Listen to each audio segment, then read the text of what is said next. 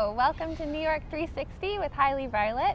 I'm Jessie Hyatt. And I'm Mike Varley, and today we got a bit of a double feature for you. We've got the Fresh Creek Nature Preserve and Starrett City, which is where we're sitting right now.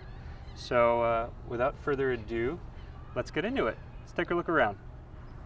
Mike, do you have some fun information to tell me about this area? I do, because it's my turn this week to It share is. fun information. I'm glad you did it. Okay, so Fresh Creek Nature Preserve. Yeah.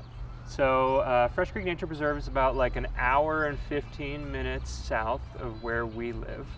So it was a little bit of a walk for us on a very nice day. Yeah. It is, well, do you want to guess how many acres, since you put me through that torture each Yeah, time? I want to guess. 89. No, smaller. 60. No, it's 56 acres total, Whoa. 42 of which are water. Whoa, it's almost all water. It is almost all water. I guess I knew that. We're here and I can see the water. Yeah. Lots of water. Yeah. And it's a salt marsh. That's the official designation. Okay, of what what's it is. that? A salt marsh is essentially a filtration system for our waterways. Okay. It traps pollutants, absorbs fertilizers, improves water quality, and reduces erosion. Oh, wow. Yeah. Does our water filter through that salt marsh, like our drinking water? No, I don't believe so, because it's Okay. salt water. I think it just makes the general ecology of the island healthier. Oh, very good. Yeah. And along with the local Four Sparrow Marsh and Spring Creek Park, they protect the Jamaica Bay ecosystem. Oh, So, yeah. nice. So this is a part of Jamaica Bay. Do you want to guess how many acres Jamaica Bay is? Oh, do I? I think Jamaica Bay is 825 acres. No. More. Well, then my second guess is 1,385 acres. No. More. More? Okay, my third guess is 5,600 acres. I hope that this is an enjoyable thing for people to listen to. It's 18,000 acres. Whoa, that's huge. Yeah. I mean, really what we're showing with this guessing game is that neither of us have any spatial awareness when it comes to acres. Neither of us are farmers. No.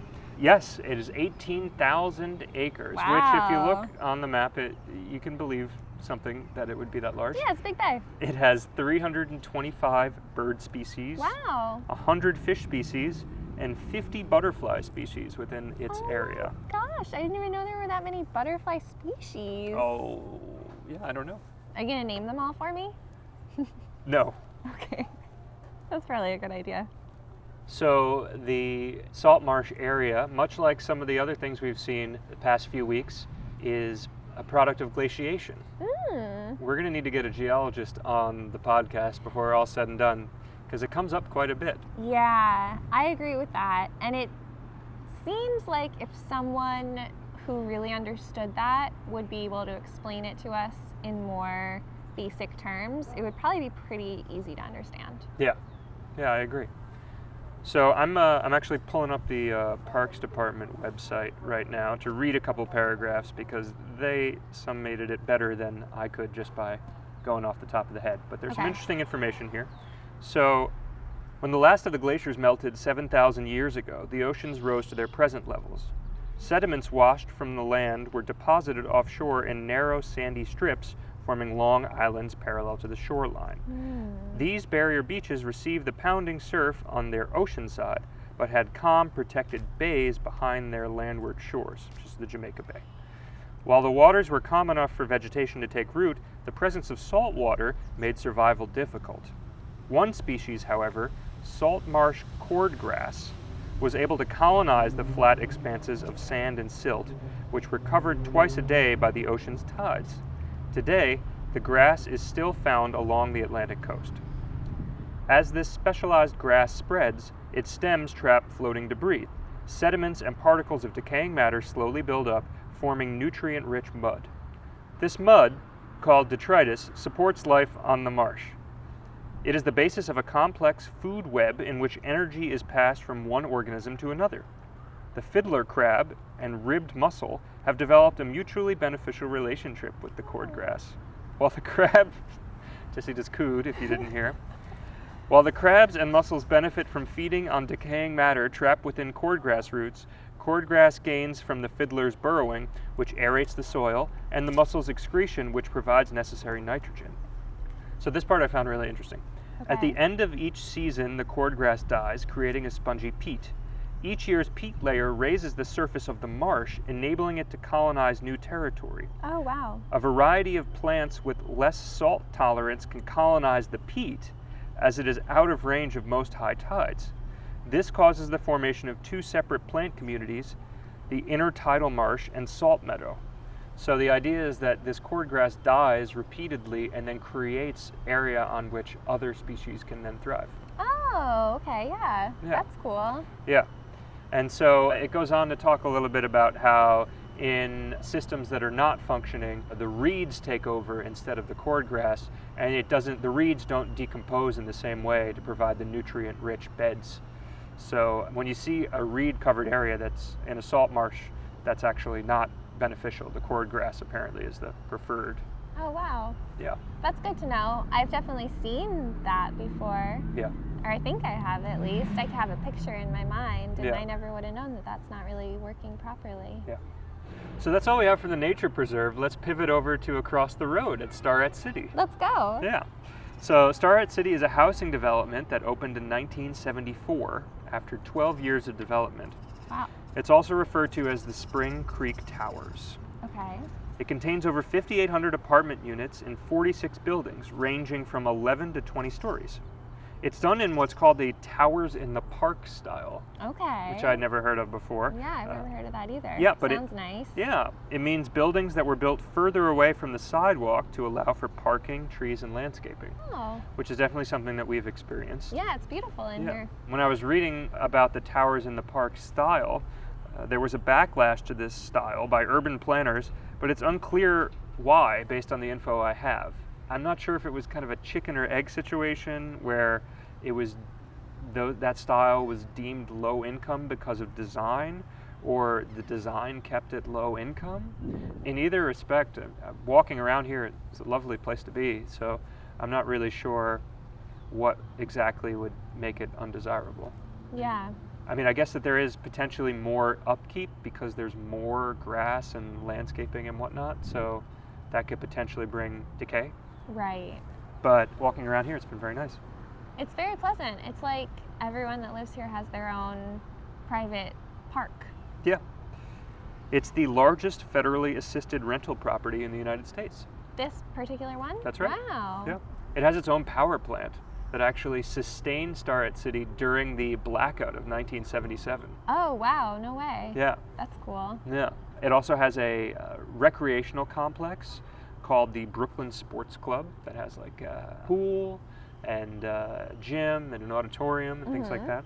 It also has Starrett City Boxing, Oh, wow. home to many world champions, Oh. including, Like and who?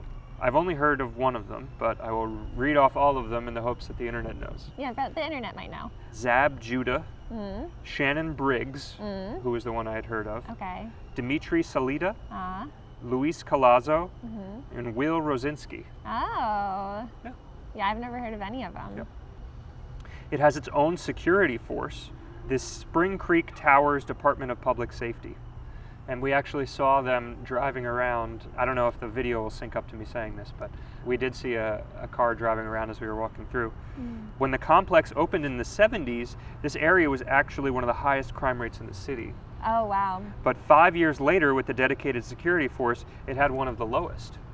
That's fantastic. Yeah, That's such a quick change. Yeah, it'd be interesting to know what the local community thinks about the security force, because I feel like that can sometimes have mixed. Sure, yeah, and it depends on, who the people are that are hired and whether they're from the neighborhood or not or whatever. There's a lot of things that could potentially go into it. Yeah. So they're considered armed public safety officers that enforce all state and city laws. Yeah. The area is owned by Starrett City Associates, and you may not believe this. Who do you think has a 4% ownership in the Starrett City Associates? No. Is it you? Not me. Oh. Is it someone we know? Kinda. Wait, 4% would be a lot. Can you give me a hint? Just take a guess. I already guessed you. Famous real estate developer. Oh, is it no. Olmsted didn't. I was going to guess Olmsted. A famous real estate developer. Give me a hint. I'm not going to give you a hint. Either give up or don't. I'll give up. Donald Trump.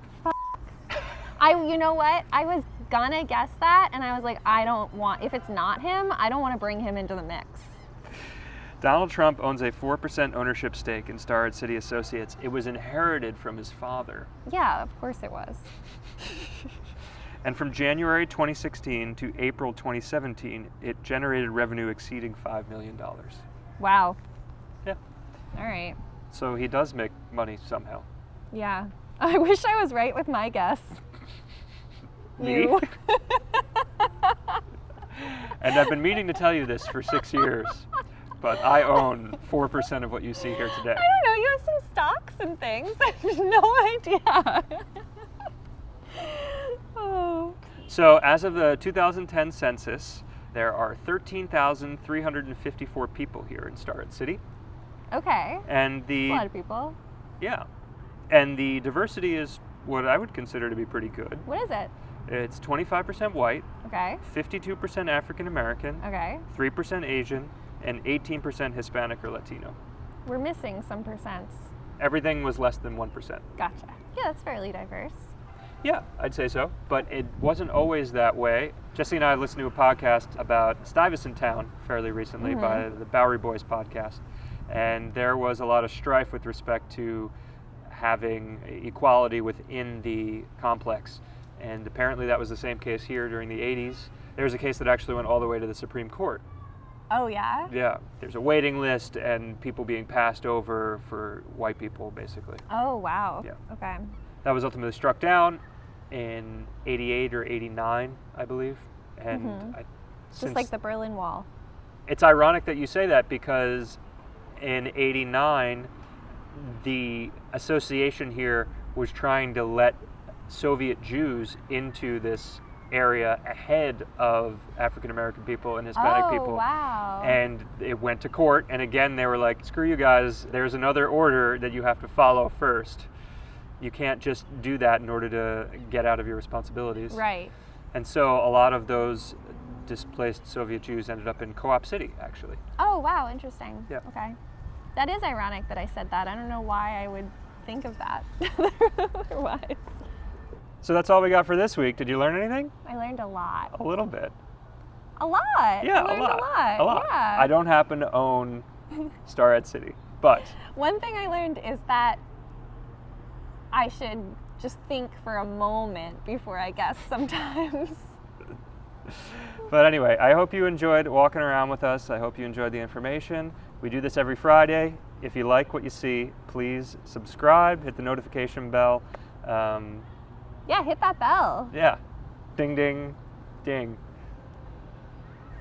We'll see you soon. Bye.